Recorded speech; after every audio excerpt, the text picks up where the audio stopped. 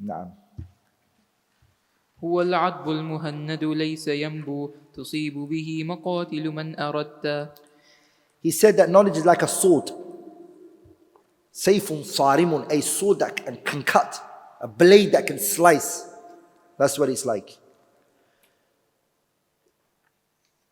What it means here is, it's a proof for you when somebody tries to attack you and tries to question your view in an issue, you come up with your argument. That's what Allah says in the ayah, وَتِلْكَ حُجَّتُنَا آتَيْنَا إِبْرَاهِيمَ. Allah says, we gave our hujjah, our proof, Ibrahim ala qawmi, over his people. نَرْفَعُ دَرَجَاتٍ مَنْ نَشَاءُ. Allah says, we raise the stations of whoever we wish. So the person, he can use it in times of argument. We all know the ayah, أَلَمْ تَرَ إِلَى الَّذِي حَاجَّ إِبْرَاهِيمُ فِي رَبِّهِ. Namrud ibn Kan'an and who? Nabiullah Ibrahim. When he said to him, أَنْ آتَاهُ اللَّهُ الْمُلْكِ إِذْ قَالَ إِبْرَاهِيمُ رَبِّيَ الَّذِي يُحْيِي وَيُمِيتُ قال أنا أحيي وأميت قال فإن الله يأتي بالشمس من المشرق فأتي بها من المغرب فبهت الذي كفر والله لا يهدي القوم الظالمين. Ibrahim debated with him. Ibrahim, look what he used. Ilm. He came out with his sword to use. He used it. ولذلك the Messenger صلى الله عليه وسلم, when the battle of Uhud happened and the battle was finished, the Messenger sallallahu alaihi wasallam and his companions, they went up the mountain, and then Abu Sufyan, he screamed in the highest of his voice, and he said, "U'ullu Hubal." Hubal, which was an idol they worshipped, be high, have a high station. فقال النبي, the Messenger then said to the companions, ألا تجيبونه? Are you not going to respond to this man? قالوا ما نقول, O Messenger of Allah, what should we say to him? The Prophet said to him, قولوا, say to him, Allahu a'la wa ajal. Allah is high and Allah is majestic. Say that to him. And then Abu Sufyan, when that was said to him, he responded. He said, لنا العزة. Honor is for us. That's what we have.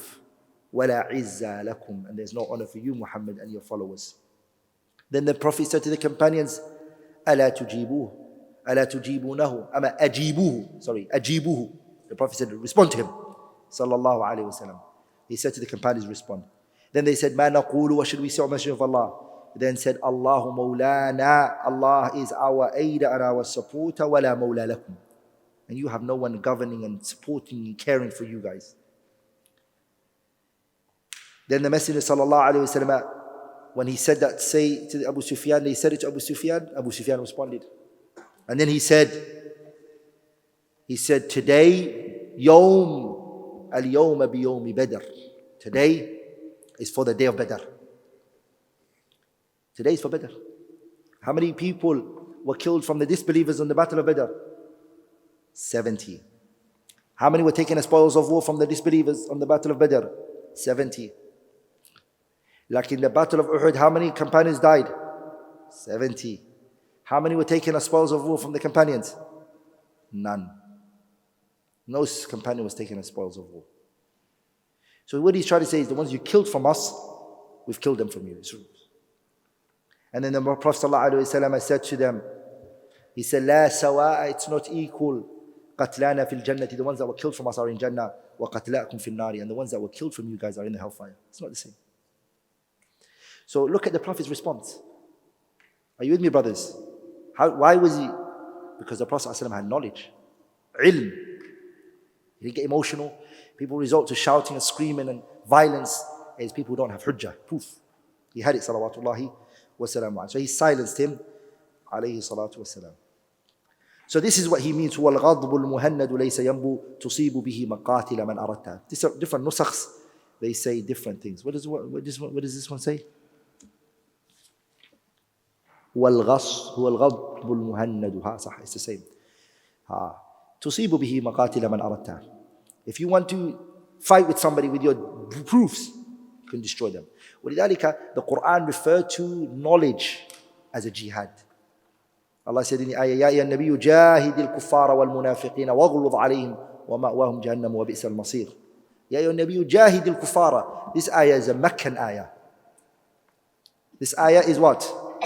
Meccan ayah بِاتِّفَاقِ الْمُفَسِّرِينَ, by consensus of the Mufassirin. Are we all together? But it says جَاهِدِ الْكُفَّارَ. It means with what? With hujjah and proof. Naam. وكنز لا تخاف عليه لصا خفيف الحمل يوجد حيث كنت. Here now he mentions something beneficial from the benefits of knowledge, which is, he said, وَكَنْزٌ لَا تَخَافُ بِهِ لِصًّا. Knowledge is a treasure. You are carrying something something valuable you're carrying. But guess what? No thief can come and steal it from you. The value that is with you right now, no thief can come and take it from you. Like, and that's the person whose knowledge is what? In his chest. The one who's got papers and poems that can be taken from him. The knowledge that's in your heart and in your chest that you've kept and it's with you is gold and more valuable than it that you're carrying. And you're not scared for anyone to rob it. Are we all together, brothers? One time I traveled with one sheikh. I traveled with him. And he had a lot of books. And when he got stopped in the airport, they said to him, you're not going to take these luggages. And his hifd was very strong. He said, take it back, I have it in my mind. خَفِيفَ الْحَمْلِ يُوجَدُ حَيْثُ كُنْتَ. And he reminded me this line of poetry, وَكَنْزُ لَا تَخَافُ بِهِ لِصًّا. And he said to me, Wallahi, the volumes that I'm carrying in my head, if it was brought out, I would never be able to take it into the aeroplane. Like now that it's in his chest, خَفِيفَ الْحَمْلِ يُوجَدُ حَيْثُ كُنْتَ. It's very light. You can go on the plane with it. صح? خَفِيفَ الْحَمْلِ يُوجَدُ حَيْثُ. And it's found wherever he is. صح? It's found where you are. That's the benefit of knowledge. ولذلك Ibn Hazm, they told him that some people are out there, they want to burn your books. Because Ibn Hazm was very harsh. Ibn Hazm was very, very harsh. Rahimahullah. And so some people were burning his works and they were ripping his books and they were destroying his. And so they informed him that your books have been destroyed. And then he said the following. He said, فَإِن تَحْرِقُوا الْقِرْطَاسَ. If you go and you burn my works and my books, لَا تَحْرِقُوا الَّذِي ضَمَّمْتُهُ الْقِرْطَاسُ. But just make sure you don't burn the one whose heart all of those scrolls are in, which is me. I still have them all with me. يَسِيرُ مَعِي حَيْثُ اسْتَقَلْتُ. It is with me wherever I am. Wherever I go, I have it in my heart. I rewrite it again, no problem. Rahimahullah. Are you with me, brothers? That's what they said to him. So the great scholars at that time, they considered knowledge was with you. You see? ولذلك the poet, Imam Khalil ibn Ahmad al-Farahidi, what did he say? Shaykh Sibawayhi. He said, العلم ما حواه الصدر وليست ما حواه القمطر. Knowledge is what? Knowledge was in the chest. It's what's with you. Not what's in your papers. What's outside, everyone shares it. You bought that book? Oh, I'm going to buy it as well. You with me, brothers? The knowledge that you own is the one that you can take to the toilet, the scholars say. What you can take to the toilet is your knowledge. Sah, brothers. Whatever you can't take to the toilet, then that shows that that's not your knowledge. That's a common knowledge. Everyone shares. Everyone can open a book and everyone can read from it. Like the real knowledge is what? What's in the chest. ولذلك الإمام الشاطبي said, العلم من قبل كانت في صدور الرجال. Knowledge before used to be in the hearts and the chests of men. Early generally, they had it in their hearts. And then what they said was, they said, okay, we're dying, we're coming to an end, our lives are passing out. You know what? Let's take all of this out of our chest and write it in the books for the people. Like, let's make this available for everyone. Let's be kind and good to these people. And subhanAllah, if they had that knowledge with them and they didn't bring in the books, maybe there would have been less calamities and trials and tribulations. But they wrote it and they put it in the books. And Shatibi said something very powerful. He said, even though the books are with them, so even though the knowledge that's with them, they put it inside the books, the keys are still with them. They are still holding those keys. You can't unlock those books unless they tell you this is what it is, this is what's not. Very important. Naam. يزيد بكثرة الإنفاق منه وينقص أن به كفى شددت. Repeat that again. يزيد بكثرة الإنفاق منه وينقص أن به كفى. وينقص إن به كفا شددتها صح؟ It's corrected then. يزيد, knowledge increases. بكثرة الإنفاق منه. Here is where, what is he doing? He's comparing knowledge with what? Money. Money, if you have it, a thief can rob it from you. The more knowledge the more money that you have, the more money you have, the more weight it is on you. True or false? Like in knowledge, the more it increases, the more lighter you get. The more easier your stress becomes. That's what he meant. خفيف الحمل يوجد حيث كنت. If you gain more knowledge, the less stressful you are in this world. Are you with me, brothers? True or false? Another thing I want you to remember, brothers. I want you guys to remember a benefit where he compares knowledge with mal. Mal, if you give it, what happens to it? It reduces. The wealth goes less. That's one. يزيد بكثرة الإنفاق منه. لكن علم what? The more you give it, the more it increases. You learn masail, somebody asks you a question, you're like, I never thought of that question. The more you go over it and the more you teach the people, the more it becomes solidified in your heart. So what I did, brothers, for you is, I'm going to give you guys some of the things that allow you to gain the barakah of knowledge. Not just knowledge, but the barakah of knowledge. Write it down. It's 5 things, inshallah ta'ala. And I'm also going to mention the things that prevent you from gaining knowledge.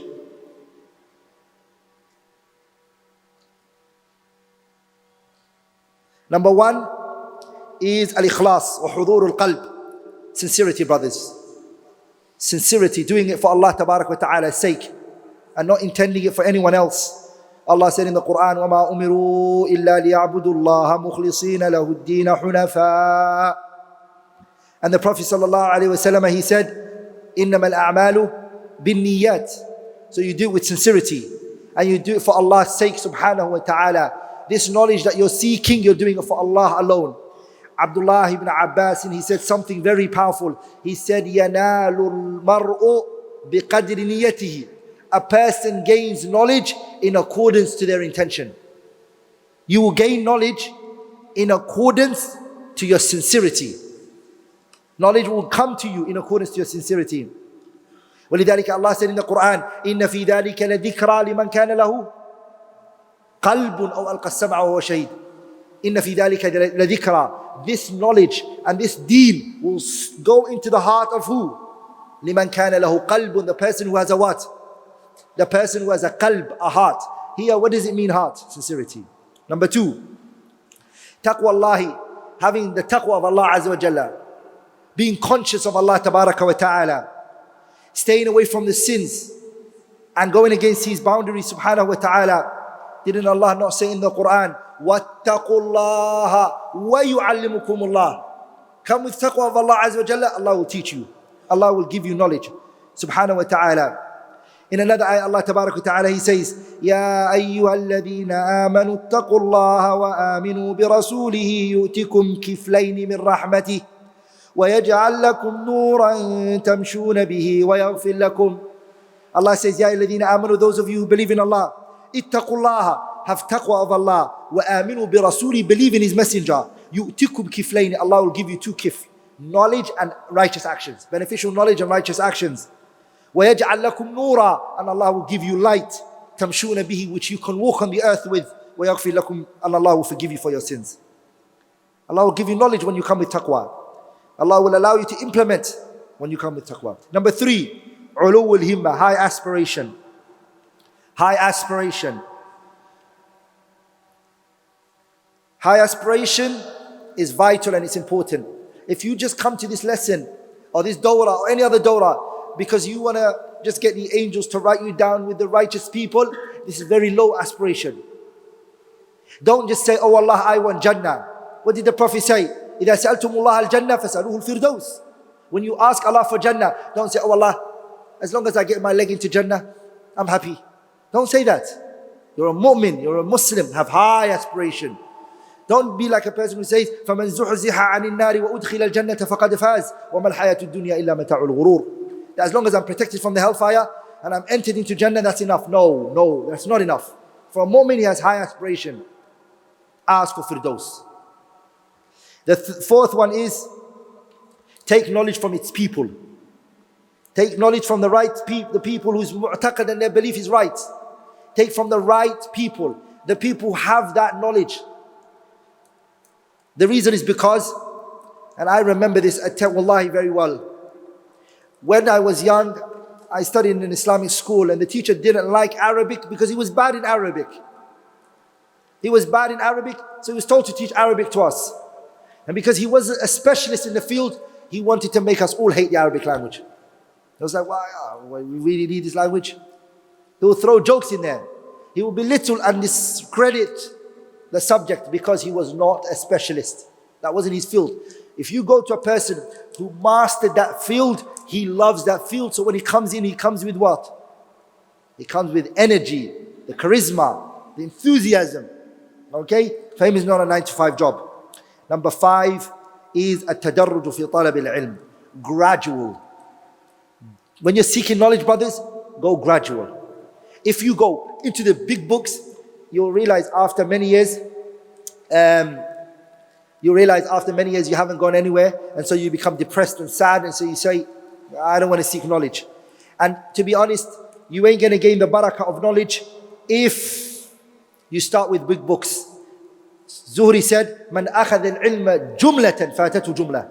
Anyone who takes knowledge all at once and doesn't do a gradual stage, what will happen to him? All of it will go from you.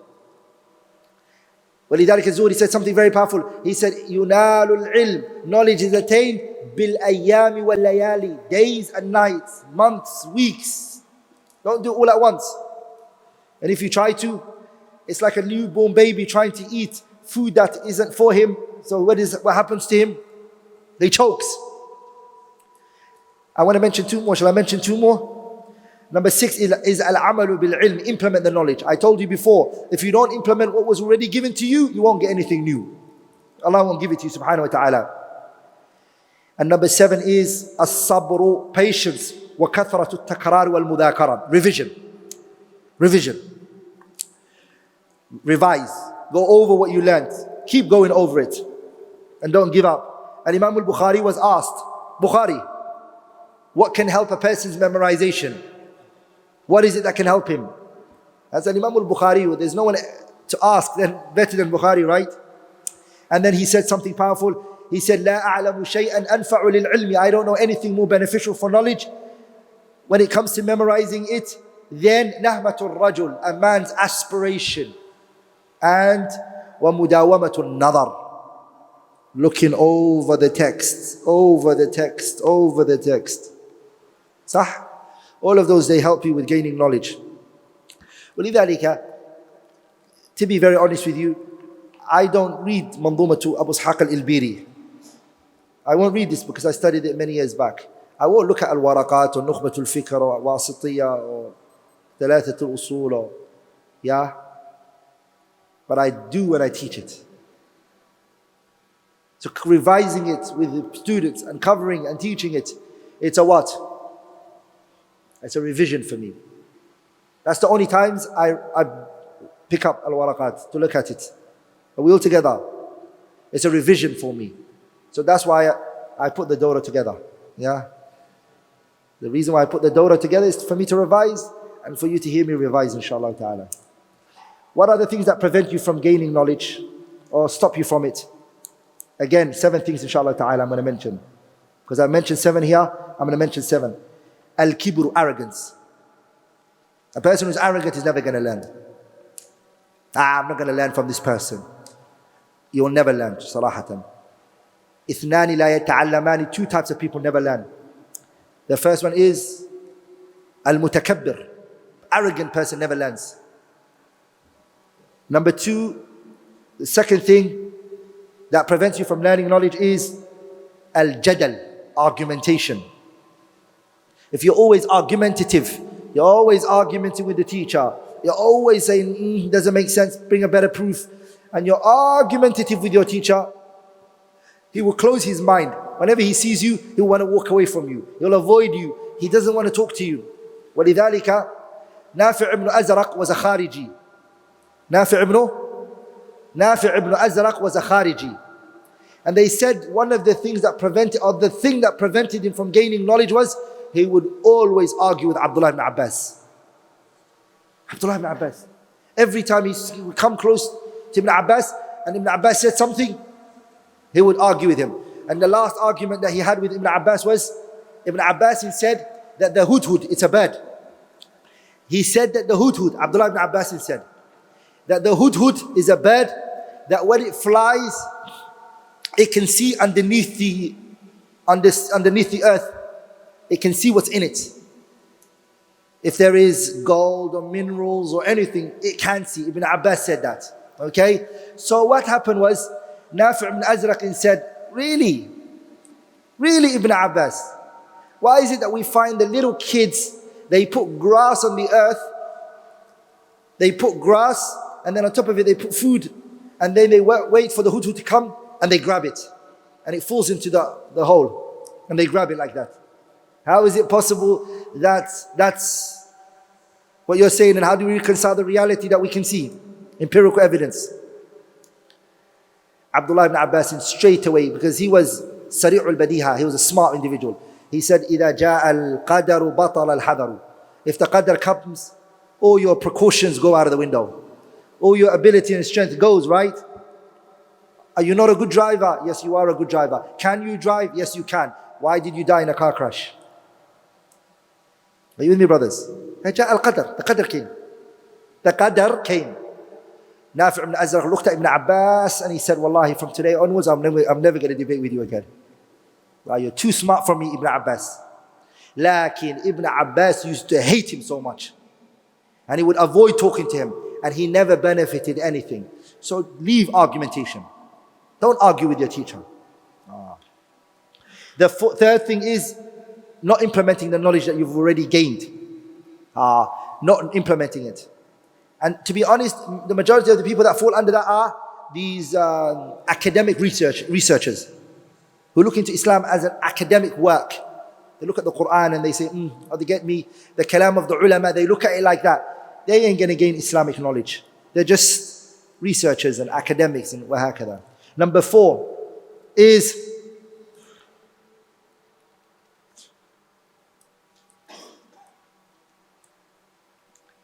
not paying attention.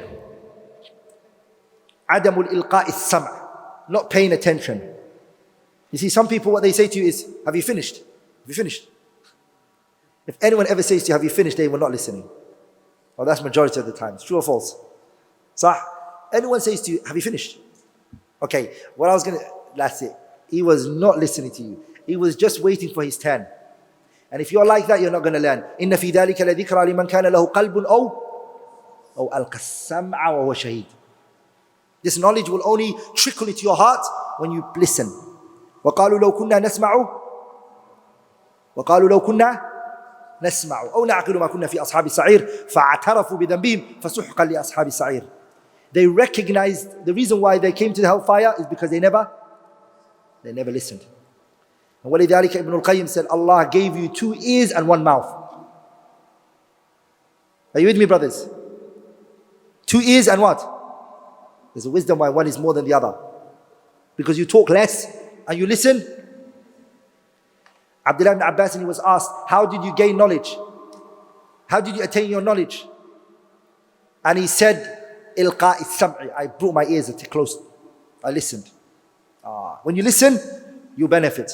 How many people said to me, wow, that point that you mentioned today, it was so beneficial. And every day he's in my halaqah, he's hearing me saying that same points. Are you with me, brothers? And I remember one time I had a discussion with a guy, and he said, why does Allah always repeat the same points in the Quran so many times? And then I said, I promise I'll answer that question. Let me come back to it after the discussion. And then after the discussion, there was a point I said 3 times. I just wanted to see if he was going to remember it. So I asked him, did you remember that point that I said? He goes, no, I don't remember it. I said, that's why repetition is beneficial. That's the reason why repetition is beneficial. Because it allows you the information to sink in. ولذلك the Messenger صلى الله عليه وسلم إذا قال شيئا, if he said something, قالها ثلاثا. He would say it 3 times. Are you with me, brothers? Number 5, عدم الحفظ, not memorizing. If you avoid memorization and say, yeah, that's not for me, I don't want to memorize, I'm old, that's not me, then you're not going to learn. Number 6 is كتمه وعدم نشره, concealing the knowledge that you have and saying, I am not fit for it, and this wara' barid. Yeah, you have to spread the knowledge. ولذلك the scholars, they said تزكية العلم نشره, أما زكاة العلم نشره. زكاة العلم. Do you give zakat from your money? Do you give zakat from your money? The zakat of knowledge is to spread it. The zakat that you have to pay from your money is, from your knowledge, is to spread it.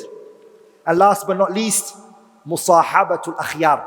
Befriend the smart people. People who don't give up. People who are enthusiastic. Yeah? That's the 7th one. Yeah?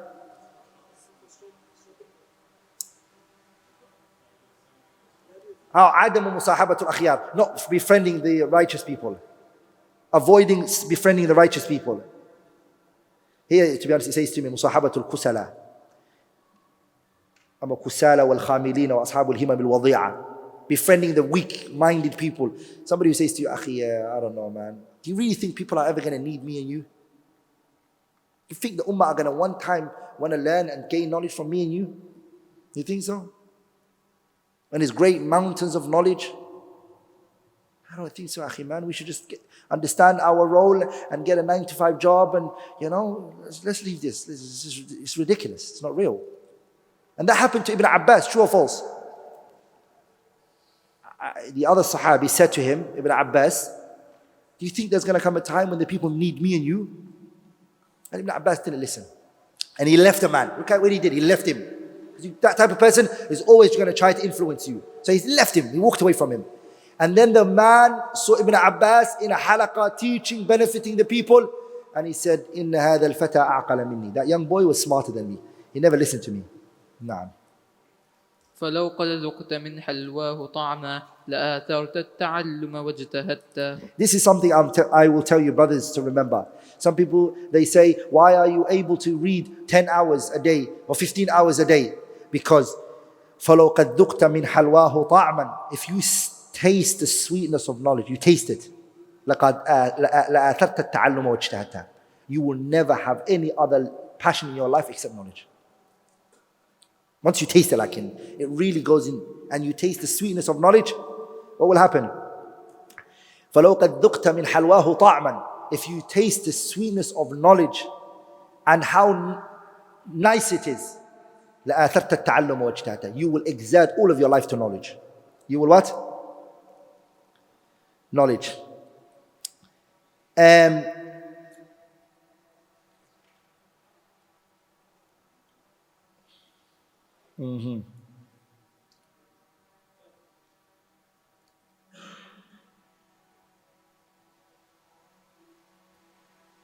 Let me tell you the story.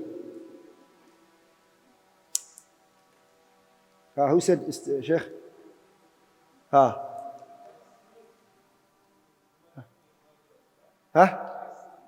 By sinning. You won't gain knowledge. Did I not mention sinning? Yeah? So I mentioned it on the other side, which is not to avoid sinning, right? When I said barakatul ilm. There was a story, Abu Hassan ibn Faris, and he said, Abu Hassan ibn Faris mentioned the story. He said that Ibn Amid, he said, ما كنت أظن, I never thought, أن في الدنيا حلاوة. I never thought there was ever a sweetness in this dunya. حلاوة ألذ, more sweeter من الرئاسة والوزراء. I never thought that there was ever anything in this dunya more sweeter than leadership. Being a wazir or being a ra'is. I thought that was the sweetest position to ever hold. That's what I believed, he said. حتى شهدت, until I participated, مذاكرة سليمان ibn Ayyub, until I sat in a gathering where Sulaiman ibn Ayyub was talking. Sulaiman ibn Ayyub, Ibn Ahmad al-Tabarani and Abu Bakr ibn Ja'abi were both discussing an issue. First one is Sulaiman ibn Ayyub, ibn Ahmad al-Tabarani, and Abu Bakr al-Ji'abi, rahimahullah. I was in their gathering. Tabarani will overcome Ja'abi in the discussion. In what? بِكَثْرَةِ حِفْظِهِ. Tabarani had memorization which was very strong. But Ja'abi will overcome Tabarani all because of his smartness and how clever he was, and بِذَكَائِهِ وَفَطَنِهِ. Smart and was clever and he knew how to play with words and outsmart Tabarani. He knew that. حتى ارتفعت أصواتهما, until each one, their voices became loud in their discussion. ولا يكاد أحدهما يغلب صاحبه. And one could not overcome the other one. If this one used more memorization, this one used more ذكاء and smartness. فقال الجعابي, then Ja'abi said, عندي حديث. Ja'abi finally thought and he said, you know what? The only way forward is I have to go into Tabarani's field and show him that I have a hadith. He said, عندي حديث. I have a hadith. ليس في الدنيا إلا عندي. This hadith is only with me on the face of this earth. No one has this hadith. Chained to the Prophet. Only me. Tabarani said, Hati, bring it. He said, حدثنا سليمان. Sulaiman told me. حدثنا أبو خليفة. I heard, Ja'abi said, I heard this from who? Abu Khalifa. Who heard from Sulaiman. And then he told the hadith. Tabarani looked around and he said to him, who did Abu Khalifa narrate from? And he said, Sulaiman. He said, that's me. Take it from me now, this hadith. Your chain becomes shorter now. Then the narrator said, I never smiled and felt joy and happiness in a situation than that particular situation. The joy on the face of Tabarani when he took Ja'abi on the discussion. He said, Sulaiman ibn Ayyub ibn Ahmad al-Tabarani, that's me, that's me. He heard it from me. Alhamdulillah, your chain is now shorter. Take it from me. And he took the narration from him and the debate was over. So this gathering for me, he said, was the best gathering I saw, the sweetness of knowledge and how it was like.